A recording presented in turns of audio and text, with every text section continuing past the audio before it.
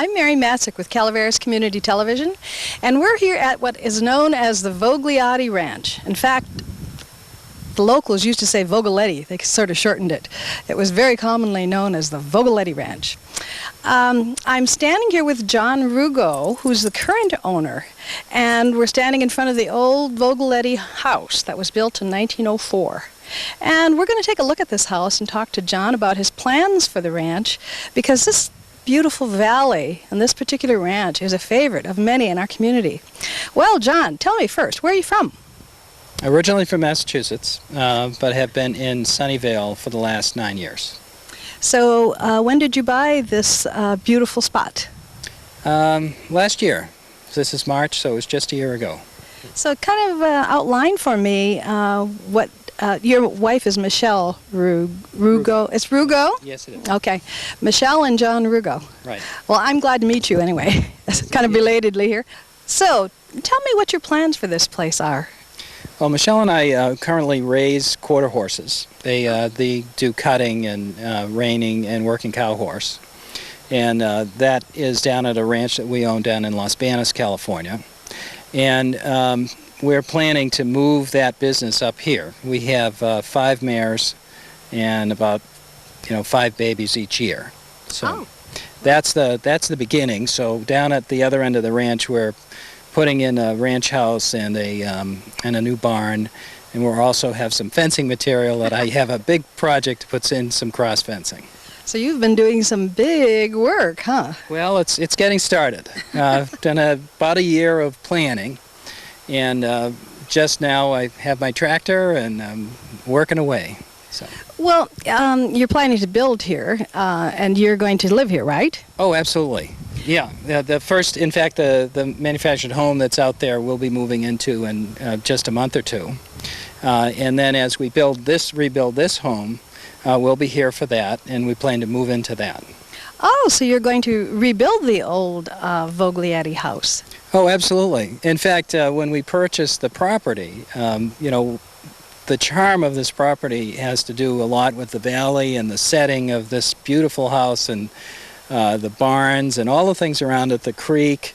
In the afternoon you get the breeze that comes up the canyon. It's just a wonderful place, and we actually love the style of the home with the the wraparound porch and the way the dormers are, the peaks and all that. And we're planning to put a house in here that will look almost the same. In fact, the color scheme will be very similar. The roof will be green, the sides of the house will be a cream color, and the only change will be it'll be white trim instead of blue. Wow, I think that's fantastic. I'm so surprised, because this really has been one of those properties that when you drive along, it just catches your eye, and the green roof particularly. So to think that you're going to put a green roof on it just tickles me pink. Thank you. Well, we sort of noticed the same thing. I mean, when Michelle and I first saw the property, we walked the property, and we just fell in love with it. And in a lot of ways, I hate to change things, and we're really not going to change it as much as update it. And our plan is to make it once again an active ranch, where there'll be horses, there'll be cattle, we have goats. So we'll have, and my wife's favorite is chickens. And, we haven't seen the chicken coop yet, but our first project was to restore the chicken coop. And from what we understand, Mrs. Josefina Carollo, who used to live here, that was sort of her favorite thing. Well, it's my wife's favorite thing as well. So. Oh my! Well, I remember my very first trip out here to meet Ernie and Josephine. That was such a delight, was to hear the rooster crowing and the chickens pecking around and the river, the sound of the stream. It was just a wonderful experience, and I'm so glad that you guys got this property and not the condo builder. Well, it would be a shame to see this property turned into a set of ranchettes or whatever, and that's certainly not our purpose. We've had sort of I wouldn't call it a lifelong dream, but recent dream, now that we have the ability to do that, to live in a setting like this and to have the animals and to do something that's active and physical and peaceful. I mean, that's part of Calaveras County, how beautiful and peaceful it is here. Well, I happen to think that you're going to make a lot of people happy today when they see this video. Say, John, can we go take a look at the house? Let's go.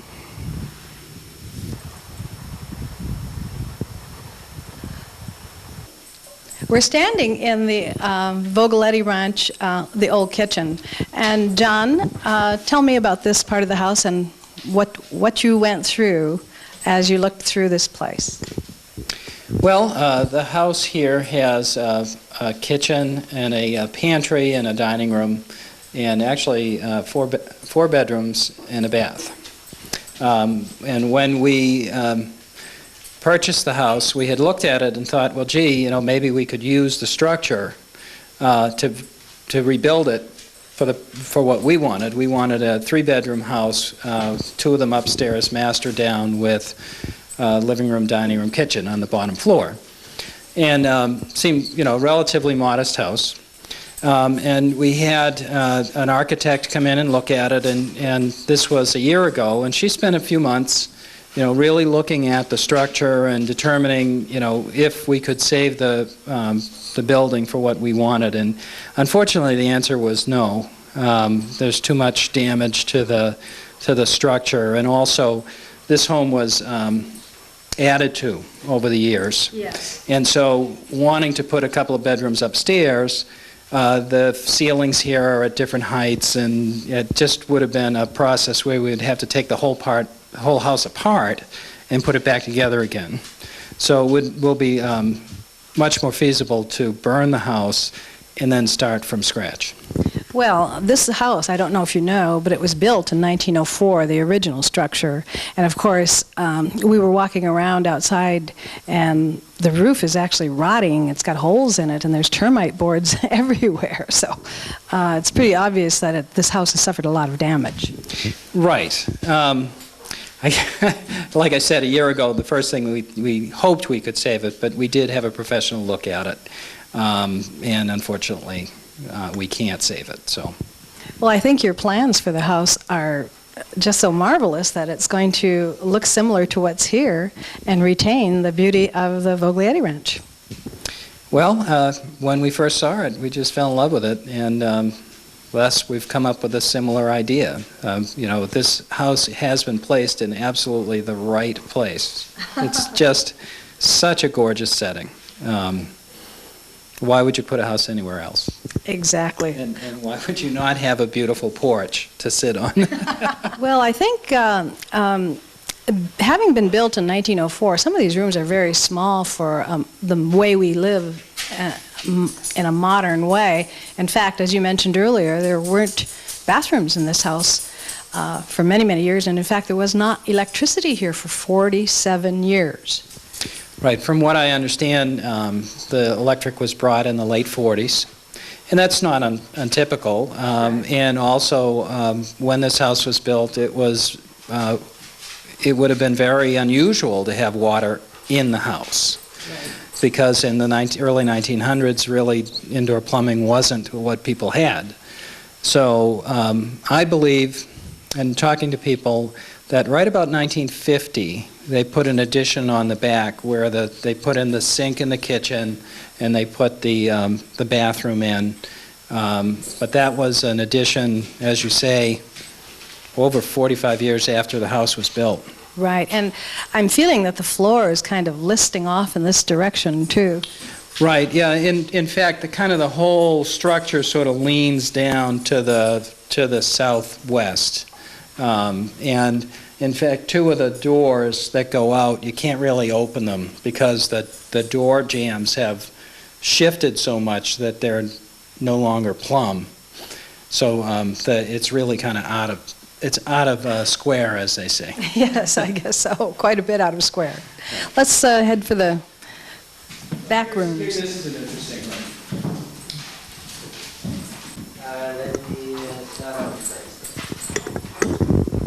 Okay. So in this room, this was an old part of the house down towards that end, and then I believe that the new addition started about here, and you can see that on the floor, that it's level here, and then it goes down at quite an angle I would say that's probably a good 10 degrees down to the south side. And also, if you take a look back here at the two windows, this was the original window over here, and then this one was put in with the addition at a different height. And I believe the reason why they did that is from the exterior, this window and the window in the next room are at the same height, but from the inside it looks a little different. Well, also, the closet is certainly not something that you can call adequate in the way we live today. Right, and in fact, this is the only room that has a closet in it. So That's right. most of the rooms in those days, they didn't have as many clothes as we do. Correct. So they could put a few hooks on the wall, and that was sufficient, or have an armoire. Right. That was adequate. The last thing about this room is, again, here's some of the floor where there is some damage caused by water and termites. So that's that. So this is the bathroom, and it's a nice big room for a bathroom. We used to have a clawfoot tub over here, and there's a toilet, and this is a shower stall. And let's see, so we had a linen closet. Again, this is part of the addition. It used to have a wood stove right there. And there was actually a gas heater against the wall here. So, now if you wanted to get a close-up of the shower stall, so that shower stall was probably put in 1952, 1950-52. Past its prime, in any case. Yeah, needs a little updating. So this is another bedroom. And in this particular room, you really can't see it because the firemen have put this flame retardant material on the ceiling. But in that corner, there was a large, I'd say, 6-foot-long area where the water had come through the ceiling. It was backing up from the gutters. And it damaged not only the ceiling, but there's also some damage you can see there on the floor. So this is one of the things that caused our architect to say that, you know, the house is really not salvageable the way it is, and she suggested to us that we have the Murphy's Fire Department use the house as a training exercise. And that's something, in talking to Bob Pereira over at Murphy's Fire, you know, they really do appreciate that opportunity because they don't often have a chance when they can train their men and women, I guess, on how to go in and find a fire in the home and how to put it out. So they have a chance to show them, well, in each of these rooms, they can set up a sample fire, and the people in training can see, well, what actually happens when a fire is ongoing in a building. Apparently, it comes over your head, and, you know, it's kind of scary, I guess. I've never done it. Well, so they're going to have several fire exercises in here. They're going to do this in, like, one in this room and one in that room, and different. My understanding, actually, Mary, if they can do it, is they'd like to have 2 in every room. So this building has, I believe, 7 or 8 rooms, so they could have as many as 14 to 16 exercisers. And that's fantastic. People have a chance to go in and be the person on the front. Puts it out. So someone's going to come in here and put it out, and then they'll start it again and put it out again. Right. So actually, they don't come in and light the house up and burn it down all at once. They actually try to do some training. They'll come into a room, they'll light it, they'll go through that exercise, they'll talk about how it went, then they'll go into another room, they'll light that, they'll go through that process, they'll talk about how that went. And that's the real benefit, is so that they can really have the experience of what it's like to go into a fire in a home. An actual home. Well, then, when they're done with their exercises on the inside, are they also, when they set the whole place on fire, if it doesn't get away from them, will they then try and put it out again from the outside? Is that the idea? I hadn't heard that, but I haven't seen it happen. So I think that once they're done with the inside training, then they burn it down. And actually, this is one phase of the training they do with the recruits. They've already had a section where they do what's called search and rescue. So they have had exercises where there's, say, a baby doll somewhere in the house, and they have to go into a smoke-filled area and find the doll and bring it out. So, Aha! right. Very good. So they have, it's very well planned. And of course, safety is a prime concern, and that's why they put the fire retardant material on the ceiling. And of course, we all benefit from their training, don't we? Yes. I think it's a good idea. I don't know if you saw the concrete sink that was down there. Did you see it? In the cellar? Yeah. No. That's pretty I've cool. never been in the cellar.